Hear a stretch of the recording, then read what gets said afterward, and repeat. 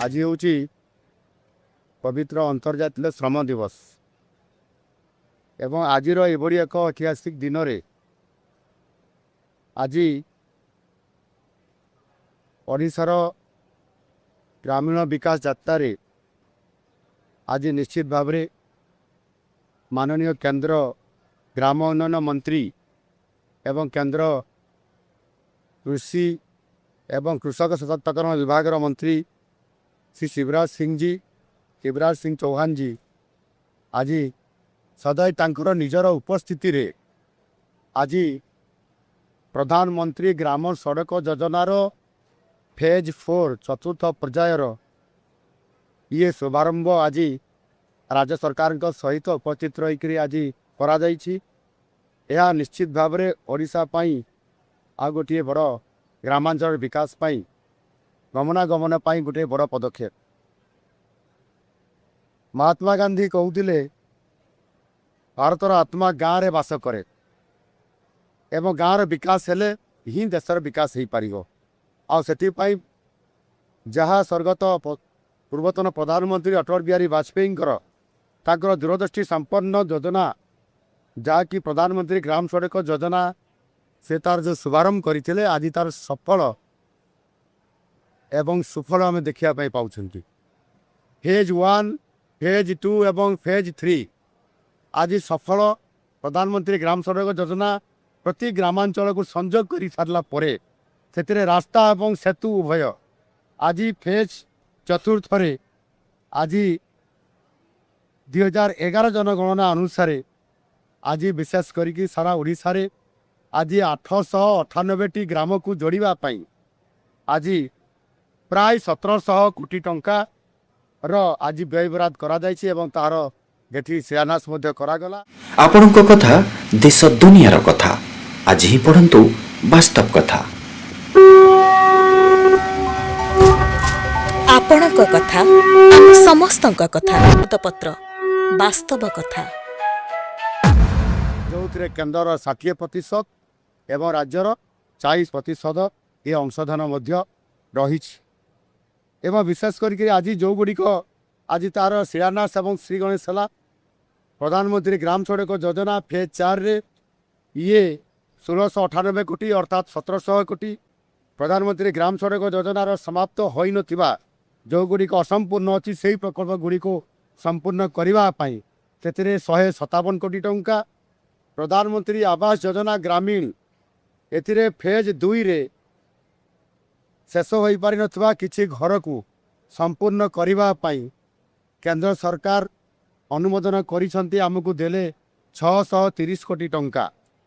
से भाव में जो लेबर इंटेंसिव वर्क जो रोची MGNREGS मनरेगा रे तार आर्थिक वर्ष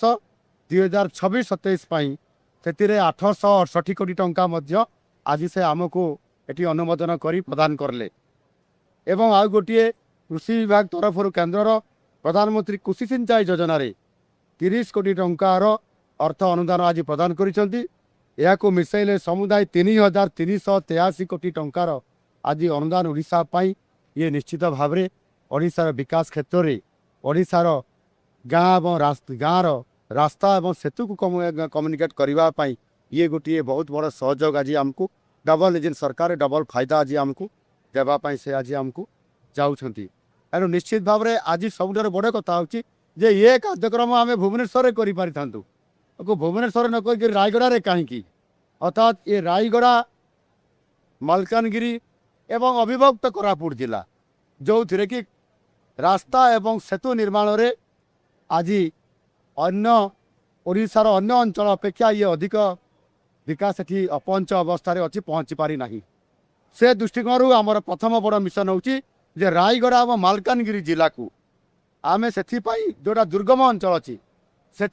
442 नुआ रास्ता आमे जोड़ीछु जो थे कि आगामी दिन में से अंचल आमर लोक मानकर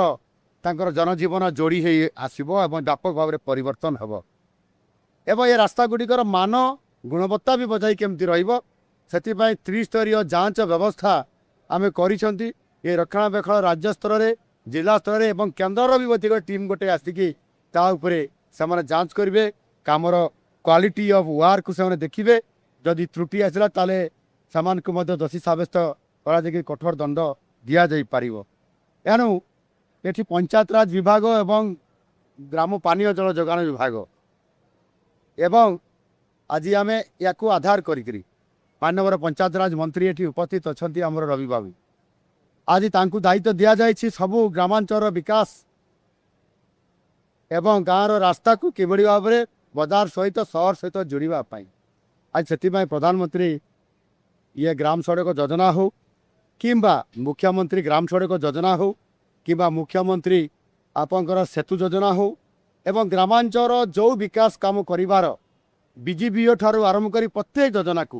ଆମେ ଆଜି ଯୋଡ଼ିକିରି ଗ୍ରାମାଞ୍ଚଳକୁ ଆଗକୁ ନେବା ପାଇଁ ଯେଉଁ ଯୋଜନା କରିଛୁ ସମୃଦ୍ଧ ଓଡ଼ିଶା ବନେଇବା ପାଇଁ। ଆଉ ସେଥିପାଇଁ ଆଜି ମଧ୍ୟ ଆମେ ବଜେଟ୍ରେ ସ୍ୱତନ୍ତ୍ର ଭାବେ ପାଖାପାଖି ଇଏ 2ଟି ଏବଂ 3ଟି ବିଭାଗ ମିଶାଇଲେ ଆମେ 40,000 କୋଟି ଟଙ୍କାର ବଜେଟ୍ରେ ବ୍ୟବସ୍ଥା ରଖିଛୁ ଯାହାକି ଭିତ୍ତିଭୂମି ପାଇଁ ଇଏ ହେଉଛି ସର୍ବାଧିକ। ଏଣୁ ମୁଁ ଆଶା କରିବି ଆମେ ଗାଁର ସର୍ବାଙ୍ଗୀନ ବିକାଶ କରିବା ପାଇଁ ଏବେ ମିଶନ ମୋଡ଼ରେ ଅଛୁ। ଏ ମିଶନ ମୋଡ଼ କ'ଣ ନା ଆଗାମୀ 2027 ମସିହା ଶେଷ ସୁଦ୍ଧା ଆମେ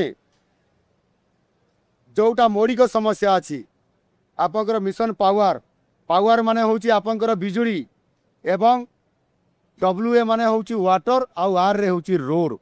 ये 3टी कनेक्टिंग आम संपूर्ण भाव में प्रति गाँव को प्रति पड़ा को पहुँचेबू आ ता मिशन मोड रे काम करूँ। मु आशा करी निश्चित भाव में यह सफल आम हो पारू एवं आमर जो परिकल्पना अच्छी विजन अच्छी 2036 ओडिशा प्रदेश गठनर 100 वर्ष पूरण हम से ओडिशा समृद्ध ओडिशा और विकसित ओडिशा हम। आउ आगामी दिन में ओडिशा जो मोदीजी स्वप्न अच्छी विकसित भारत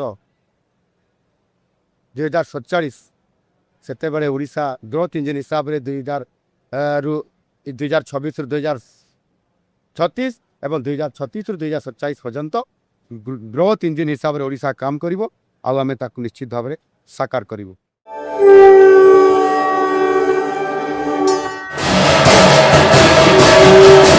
ଆପଣଙ୍କ କଥା ଦେଶ ଦୁନିଆର କଥା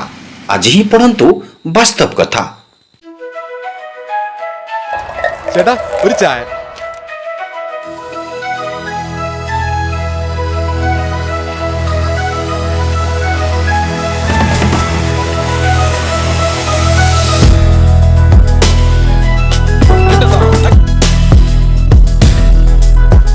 ଆପଣଙ୍କ କଥା ଆମ ସମସ୍ତଙ୍କ କଥା ସମ୍ବାଦପତ୍ର ବାସ୍ତବ କଥା।